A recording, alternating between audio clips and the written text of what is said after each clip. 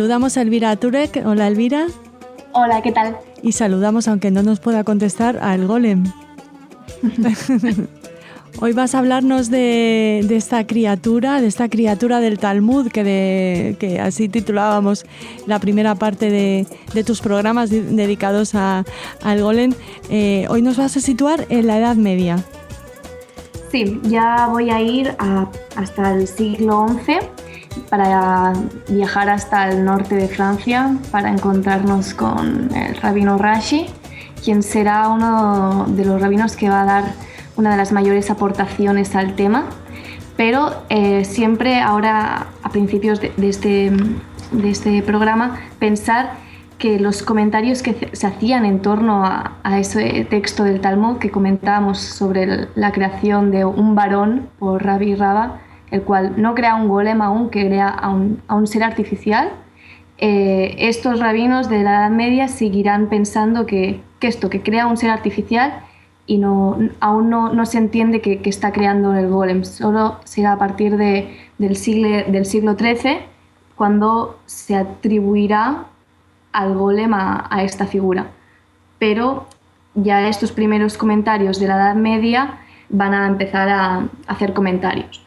Por ello, uno de los más importantes es el de Rashi, el cual vivió en Francia entre los años 1040 y 1105, y él explica que fue mediante el Sefer Yetzirah, que es de donde estudió las combinaciones de las letras del nombre divino, que creó a este varón. Esta aportación, este comentario, es sumamente importante porque ya está dando un plus a la historia. Es decir, antes no sabíamos cómo Rabbi Rabba había creado a un ser. No nos decía nada más el Talmud. Pero Rabbi Rashi interpreta que lo hace a partir de este libro, el libro de la creación, el Sefer Yetzirah, porque en el texto del Talmud, en los párrafos siguientes que se cuenta cómo Rabbi Rabba está creando al varón, dice que otros dos rabinos, Rabino Hanina y el Rabino Oshaya, crean a partir de las leyes de la creación un ternero de 3 años. O sea, que están estudiando las leyes de la creación. Y si miramos el contexto histórico de donde estaba Rashi, cual sus contemporáneos habían comprendido que era el mundo se había creado a partir de las letras hebreas. Es decir, todo empieza con el hebreo antes de cualquier tipo de materia. Entonces, sabiendo eso y sabiendo que los otros rabinos también habían creado a un ser, a un ternero, a un animal con las leyes de la creación, él interpreta que entonces el Rabino Rabba también fue él quien, estudiando la combinación de las letras del nombre de Dios, podría crear un hombre, porque si el mundo se creaba a partir de las letras, y también entonces los hombres también. Por ello, a partir de aquí, pues la idea de la creación del golem a través de las letras hebreas pues se va consolidando. Por ello después pues eso justifica el que hoy día sabemos que toma vida a través de la palabra Emet. Aquí es el inicio de creer que este ser artificial se creará con letras, inscripción de letras. Y esta idea pues constituyó una corroboración de verdad a este poder de la lengua hebrea. Es decir, que ya había una sólida fe en el idioma hebreo, que esto permitió a que los otros dirigentes de las comunidades pues se pudieran referir al tema del golem como un caso pues totalmente verdadero. Es decir, cuando ya ligas este texto del Talmud con una fe que ya existía sobre el lenguaje hebreo, pues los dos fragmentos pues se corroboran y se autoalimentan. Entonces, parte de los pensadores judíos sostenían que esto, ¿no? Que el hebreo pues poseía una naturaleza completamente poderosa, con la cual pues había esta posibilidad de crear a un hombre artificial. Aparte porque esto, ¿no? La lengua hebrea forma parte de la espiritualidad judaica y por ello pues, no podía no ser considerado real.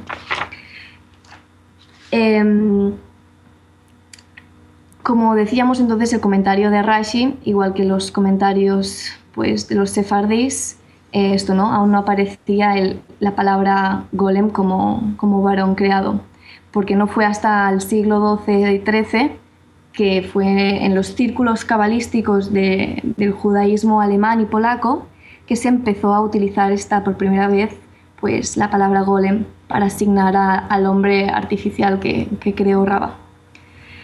Y una vez que el golem queda asociado con la figura de Rabino Raba, este párrafo sirvió para empezar a medir el nivel de religiosidad de cada individuo. Es decir, quien tuviera suficiente poder como para crear un golem, eso pues te podías equiparar al Rabino Raba, que era pues una figura pues completamente de la admiración para el judaísmo rabínico. Una vez que ya quedó consolidado esta idea, estas figuras, pues las fuentes judías se dedicaron a desarrollar el tema de la creación en dos aspectos. Es decir, si antes, durante estos siglos, se dedicaban a intentar pues, hacerlo real, de verdad, consolidar el tema, una vez que ya queda consolidado, pues se dedican a ir más allá, a agregar más comentarios, a hacer una descripción de cuál debía ser la naturaleza de este golem y cuáles fueron las técnicas de su creación, porque en el Talmud no nos dice nada. Entonces empezaron a intentar averiguar, pues se inventaron a través de otros textos las técnicas que utilizó el Rabino Raba.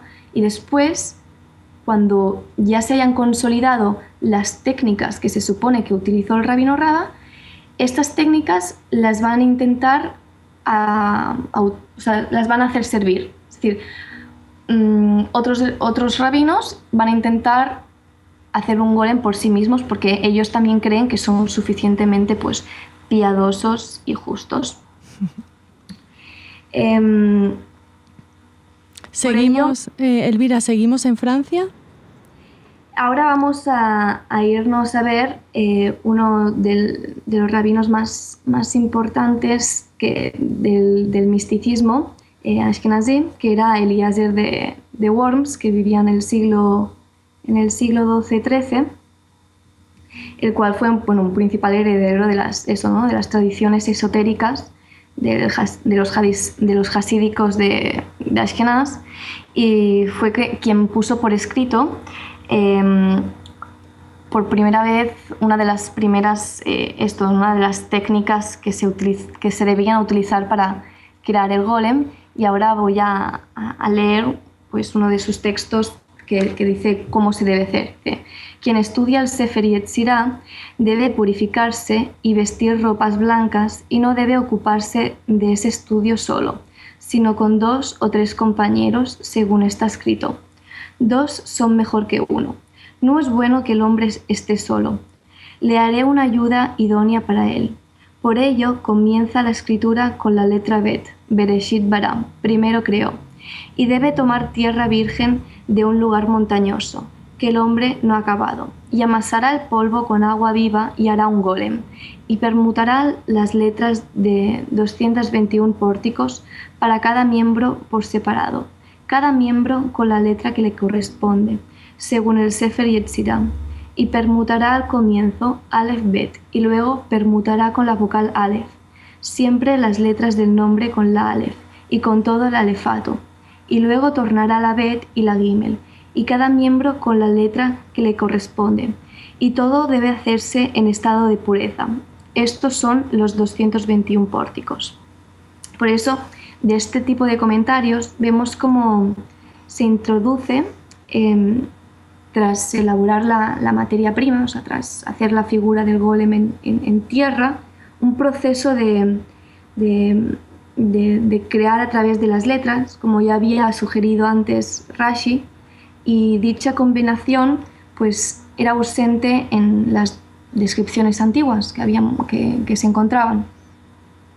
También del mismo rabino podríamos leer otra cita que dice: «Y toma tierra nueva de suelo virgen y siémbrala aquí y allá en tu santuario en estado de pureza, y purifícate tú mismo y haz de ese polvo el golem que quieras crear y animar con vida».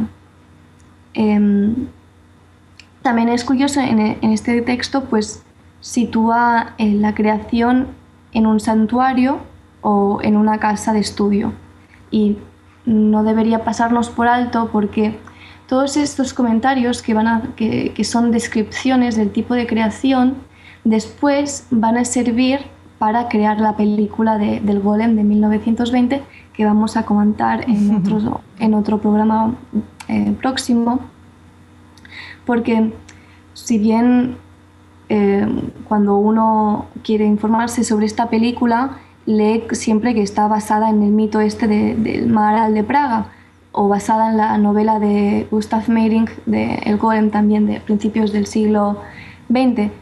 Sin embargo, no es posible porque tanto en la novela como en esta leyenda no se dan tantas descripciones de cómo se crea el golem, y en la película pues se ve claramente que muchos de los detalles están basados en estos tipos de comentarios medievales. Es decir, el director o el guionista debió informarse sobre textos originales muy, muy antiguos y no solo contemporáneos. Qué interesante, eso nunca lo había oído, Elvira. Siempre pensé que el autor de la película había bebido en las fuentes de la novela, y es un descubrimiento muy interesante, sí. Y bueno, pues sí, ¿no? Pues por ello se observa como durante la Edad Media pues los distintos elementos de la creación del golem se van estableciendo. O sea, a partir de un montón de comentarios, pues unos se van forjando y otros se van eliminando, quedando en el olvido, y otros llegan, pues esto, ¿no? hasta la modernidad. Y entre estos tópicos, los que más resaltan pues son el de la materia de la tierra, el de la agua pura, el de la inscripción de la palabra Emet, que era verdad, en la frente, como si fuera un sello divino, el estudio del Sefer Yetzirah como vía de relación con Dios y con el ser humano, la necesidad de ser justo y puro para crear, la incapacidad del habla y de la inteligencia del golem, y su destrucción, es decir, cómo se destruye también el golem a partir del desorden de las letras Emet. Es decir, vamos a ver cómo para este ser, que en la mayoría de casos siempre es muy importante después volver a destruirlo, la manera de destruir este ser es desordenando las letras, borrando las letras, siempre jugando con ellas. Otro de los comentarios acerca del Sefer Yetzirah, que es atribuido al rabino Sadia Gaon, pero que en verdad está escrito por otro autor francés del siglo XIII, que este también aportó pues, nuevos matices al mito, sobre todo en torno al movimiento ritual que se debía hacer para crear el golem. Es decir, volvemos a ver como otro tipo de comentarios que van a servir para forjar la idea de la película, qué tipo de movimientos tienes que hacer a la hora de crear el golem. Este tipo de movimientos que pertenecen a un texto del siglo XIII volverán a aparecer después en otro texto de finales del siglo XIX, principios del siglo XX, y será seguramente el que influenció en la película.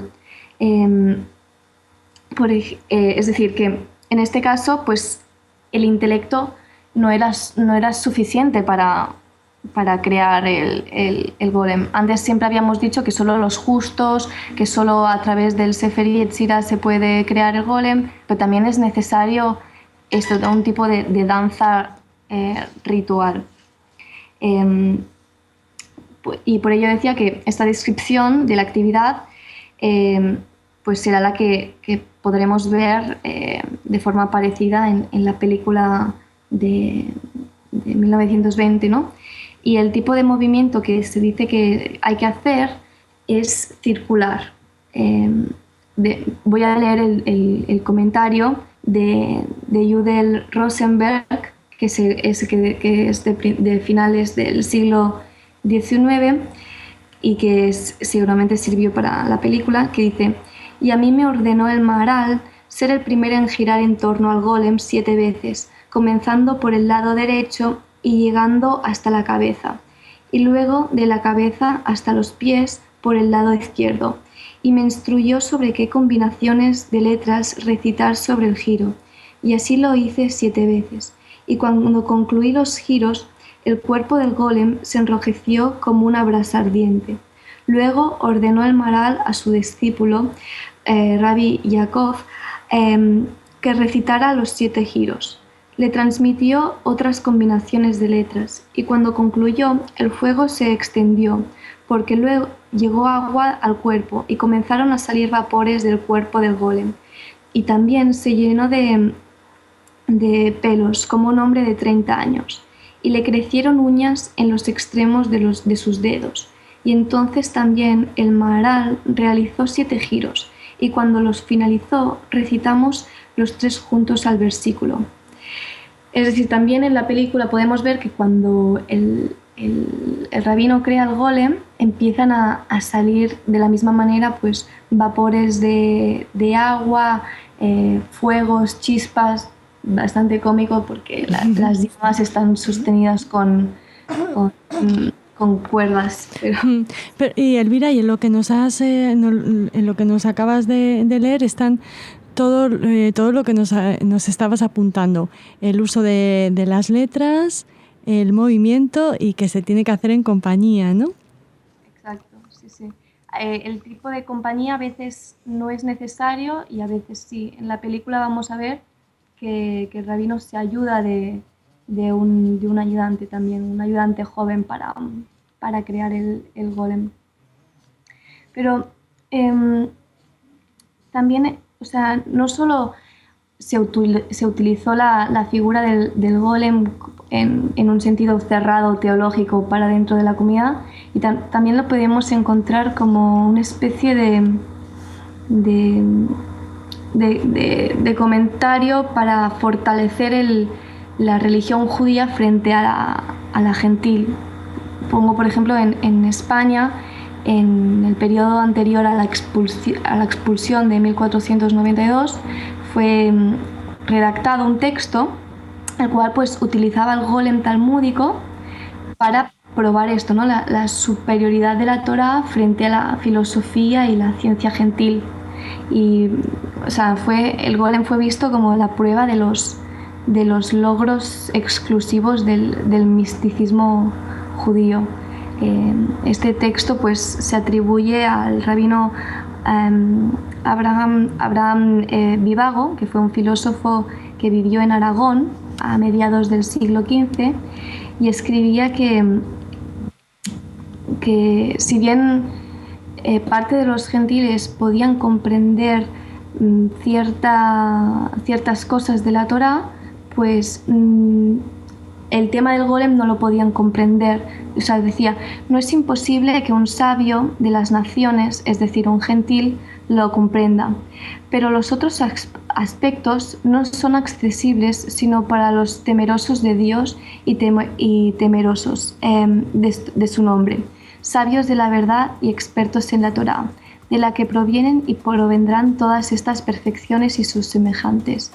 Y la prueba es que todo sabio en la naturaleza de entre los sabios de las naciones no alcanzó el nivel de creación de una criatura noble mediante el orden natural, En cambio, el rabino Rabba creó un ternero y un varón y los envió a Rabbi Zeira y el varón no le respondió. Es decir, se utiliza el golem para eso, para mostrar su superioridad. Y hasta aquí podríamos hemos podido ver un poco de qué tipo de camino, pues, por qué caminos anduvo el golem en la Edad Media, y dejaríamos para un próximo programa el ver el golem cómo progresa en el Renacimiento. Muy bien, pues estamos ansiosos por oírte en el próximo programa. Muchas gracias, Elvira. A ti.